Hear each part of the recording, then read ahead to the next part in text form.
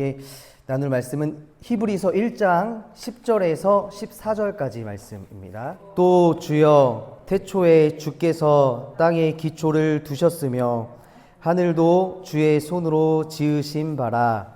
그것들은 멸망할 것이나 오직 주는 영존할 것이요 그것들은 다 옷과 같이 낡아지리니 의복처럼 갈아입을 것이요 그것들은 옷과 같이 변할 것이나 주는 여전하여 연대가 다함이 없으리라 하였으나 어느 때에 천사 중 누구에게 내가 내 원수로 내 발등상이 되게 하기까지 너는 내 우편에 앉아 있으라 하셨느냐.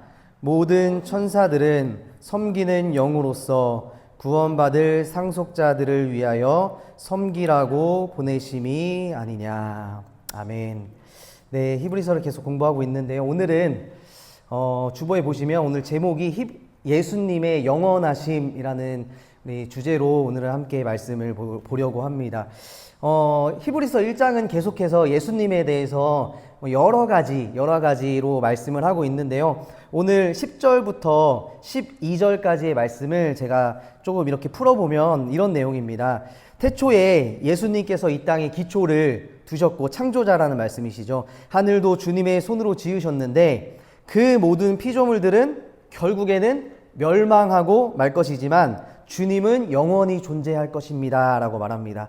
또한 그 피조물들은 다 옷과 같이 낡아져서 없어질 것이지만 주님은 결코 변함이 없으시고 주님의 날도 끝나지 않을 것입니다 라고 히브리서 기자는 이 구약성경의 시편의 말씀을 인용해서 말씀을 하고 있습니다. 그래서 이 말씀을 통해서 우리가 한 가지 오늘 깨달을 수 있는 것은 예수님의 영원성을 깨달을 수 있다라는 것입니다. 영원이라는 것, 우리가 이 영원이라는 것을 깨달을 수 있을까요? 영원. 제가 영원이라는 것을 국어사전에서 찾아보니까 이렇게 이야기를 합니다. 어떤 상태가 끝없이 이어지는 것을 영원이라고 합니다.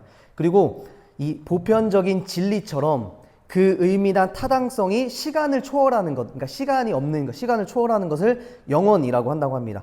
그리고 신이나 진실성처럼 시간을 초월해서 존재하는 것이 바로 영원이라고 한다고 합니다. 오늘 히브리서 1장 11절 말씀, 오늘 성경에서는 오직 주는 영존할 것이요 이렇게 말하고 있는데요. 이 영존할 것이다 라는 이 말은 헬라어로 보면 그대로 남아있을 것이다, 계속해서 머물러 있을 것이다 라고 말씀을 하고 있는 것입니다. 이 영존할 것이다 라는 이 말이 갈라디아서 2장 5절에서 한 번 더 쓰였는데요. 거기서는 어떻게 번역이 됐냐면 하나님의 영광, 그의 영광이 그에게 세세토록 있을지어다 그렇게 번역이 됩니다. 그러니까 세세토록 영원히 있을 것이다 라고 말씀을 한다는 것이죠. 이렇게 보았을 때 예수님 외에 우리 인간이나 이 세상은 영원하지 않는다는 것을 우리가 반증적으로 이 말씀을 통해서 알 수 있다라는 것입니다. 그래서 이 세상에는 여러분 영원한 것이 있을까요? 없을까요? 영원한 것은 없습니다. 여러분 영원한 사랑이 있을까요? 영원한 사랑? 여러분들의 배우자 아니면 첫사랑, 영원한 사랑, 영원할 것만 같은 사랑이었죠. 영원한 사랑은 없습니다. 영원한 우정도 있을 것 같은데 영원한 우정도 없습니다. 영원한 믿음, 영원한 신뢰라는 것은 결코 없습니다. 그래서 이 세상에 영원한이라고 우리가 그 앞에 붙일 수 있는 것은 아무것도 없다라는 거예요. 오늘 히브리서에서 이 말씀, 영원하심의 이 말씀과 같이 구약성경 이사야서의 40장 6절에서 8절 말씀에도 이 비슷한 말씀이 나옵니다. 어떤 말씀이냐면 모든 육체는 풀이요 그의 모든 아름다움은 들의 꽃과 같으니 풀은 마르고 꽃이 시들면 여호와의 기운이 그 위에 불미라. 이 백성은 실로 풀이라 하고 말씀합니다. 이 백성은 영원하지 않다라는 거죠. 풀은 마르고 꽃은 시드나 우리 하나님의 말씀은 영원히 서리라 라고 말씀을 하고 있습니다. 하나님의 말씀만이 영원하시다라는 것이죠. 그래서 우리는 세상을 살아가면서 다 낡아지게 된다라고 오늘 말씀하고 있습니다. 제가 예전에 한 책을 읽었는데요. 거기서 어떤 이야기를 읽었냐면 이 어린 아이들의 체력이 웬만한 운동선수보다 더 좋다라는 그런 문장을 읽었습니다. 웬만한 이 국가대표나 프로 선수들보다 이 아이들의 체력이 훨씬 더 좋다라는 거예요. 그리고 제가 저희 아이 하이미를 보면서 종종 그런 생각을 해봤습니다. 저는 우리 하임이보다 키도 크고 그리고 먹기도 많이 먹고 몸무게도 많이 나가고 하지만 체력 하나만큼은 얘를 따라갈 수가 없는 것 같아요. 그래서 제가 많이 놀아주고 싶고 많이 같이 하고 싶어도 제가 먼저 금방 지쳐버리고 만다라는 거죠. 그리고 저는 학창 시절에 고등학교 때부터 이제 혼자 살기 시작했습니다. 자취를 일찍 시작해서 뭐 고등학교, 대학교 그리고 서울에 혼자 올라와서 거의 10년 정도를 혼자 이렇게 고시원에서 이렇게 살았는데 그렇게 살다 보니까 이렇게 먹는 부분에서 많이 위가 안 좋아졌어요. 그래서 막 잘 체하고 소화가 잘 안 될 때가 이 식습관이 불규칙하고 또 혼자 그 영양을 제대로 섭취하지 못해서 그런 것 같습니다. 그러면서 제 아들을 보면서 제가 두 가지를 늘 생각합니다. 어떤 생각을 하게 될까요? 제 아이를 보면서 이런 생각을 합니다. 첫째는 얘는 절대 내 위를 닮으면 안 돼. 그런 생각을 하게 됩니다.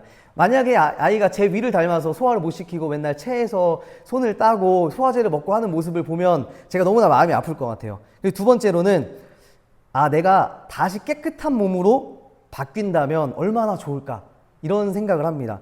이 아이처럼 다시 이렇게 프레시한 몸으로 다시 태어난다면 정말 내가 잘 관리할 수 있을 텐데 내 몸을 잘 관리해서 하나님께 더욱더 영광 돌리는 삶을 살 수 있을 텐데라는 생각을 종종 합니다.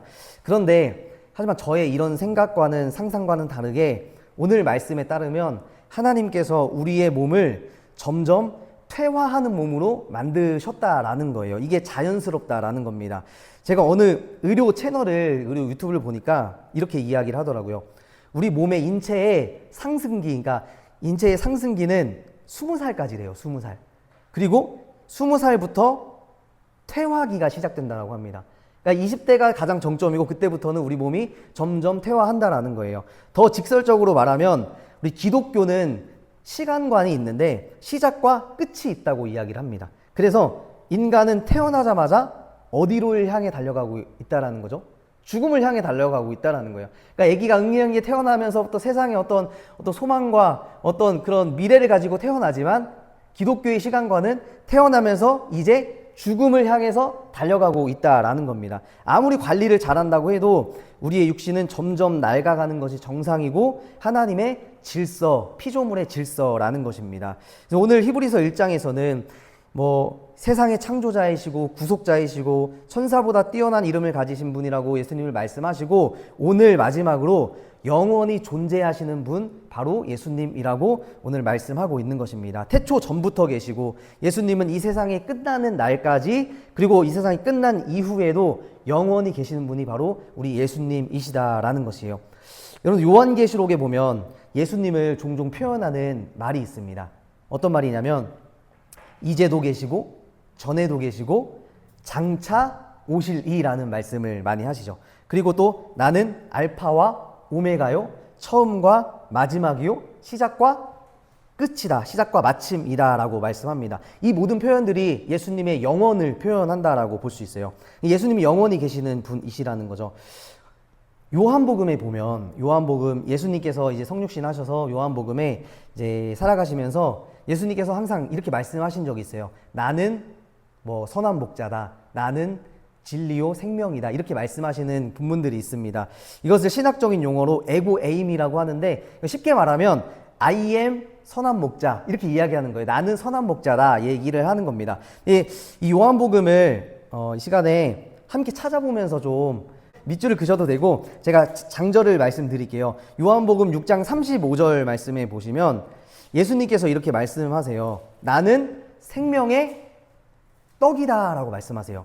그러니까 I am 생명의 떡 이렇게 말씀을 하시는 거죠.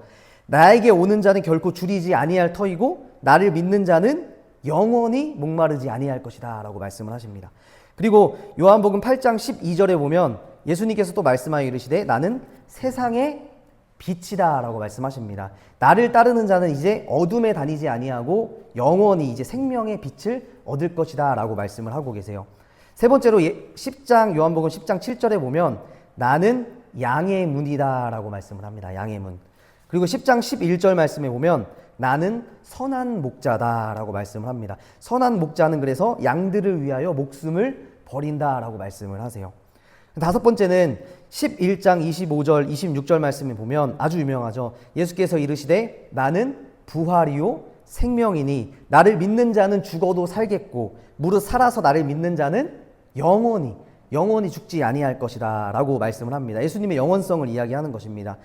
여섯 번째는 14장 6절에 보면 예수께서 이르시되 내가 곧 길이요 진리요 생명이다 라고 말씀하십니다. 나로 말미암지 않고는 아버지께로 올 자가 아무도 없다 라고 말씀을 하고 있는 것이죠.